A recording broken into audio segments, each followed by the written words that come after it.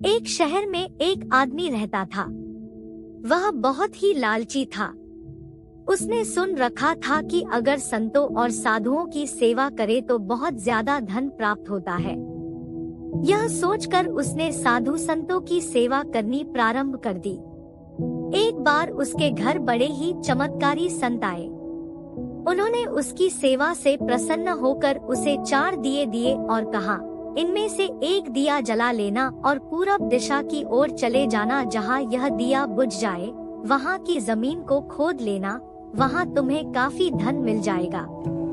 अगर फिर तुम्हें धन की आवश्यकता पड़े तो दूसरा दिया जला लेना और पश्चिम दिशा की ओर चले जाना। जहाँ यह दिया बुझ जाए वहाँ की जमीन खोद लेना, तुम्हें मनचाही माया मिलेगी। फिर भी संतुष्टि ना हो तो तीसरा दिया जला लेना और दक्षिण दिशा की ओर चले जाना। उसी प्रकार दिया बुझने पर जब तुम वहाँ की जमीन खोदोगे तो तुम्हें बेअंत धन मिलेगा। तब तुम्हारे पास केवल एक दिया बच जाएगा और एक ही दिशा रह जाएगी। तुमने यह दिया ना ही जलाना है और ना ही इसे उत्तर दिशा की ओर ले जाना है। यह कहकर संत चले गए। लालची आदमी उसी वक्त पहला दिया जलाकर पूरब दिशा की ओर चला गया। दूर जंगल में जाकर दिया बुझ गया। उस आदमी ने उस जगह को खोदा तो उसे पैसों से भरी एक गागर मिली। वह बहुत खुश हुआ। उसने सोचा कि इस गागर को फिलहाल यही रहने देता हूँ, फिर कभी ले जाऊंगा। पहले मुझे जल्दी ही पश्चिम दिशा वाला धन देख लेना चाहिए।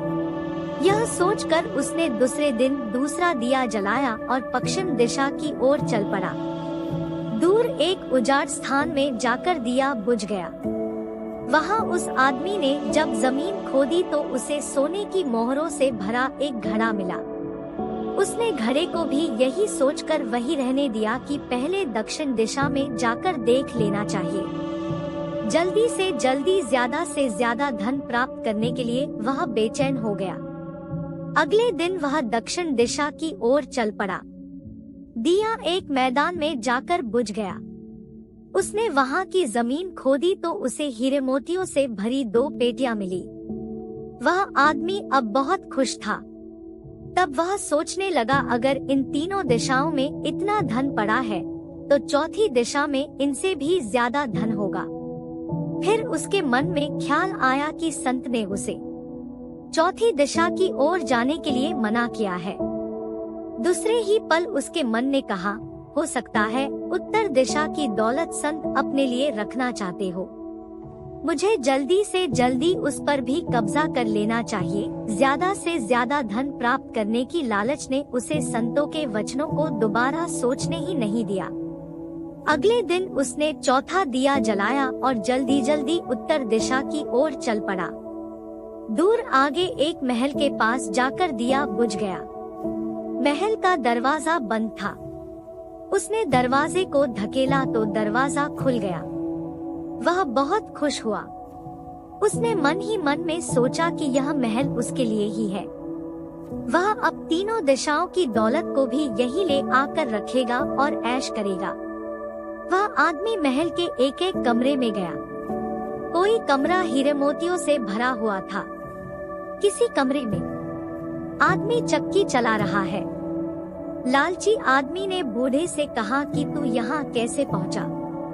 बूढ़े ने कहा, ऐसा कर यह जरा चक्की चला, मैं सांस लेकर तुझे बताता हूँ। लालची आदमी ने चक्की चलानी प्रारंभ कर दी। बूढ़ा चक्की से हट जाने पर ऊंची ऊंची हंसने लगा। लालची आदमी उसकी ओर हैरानी से देखने लगा।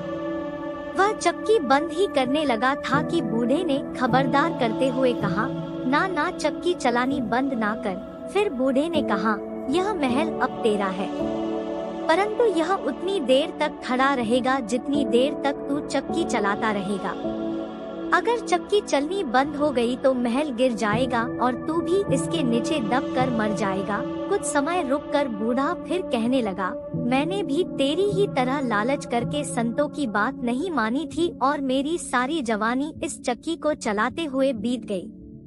छुटकारा कैसे होगा?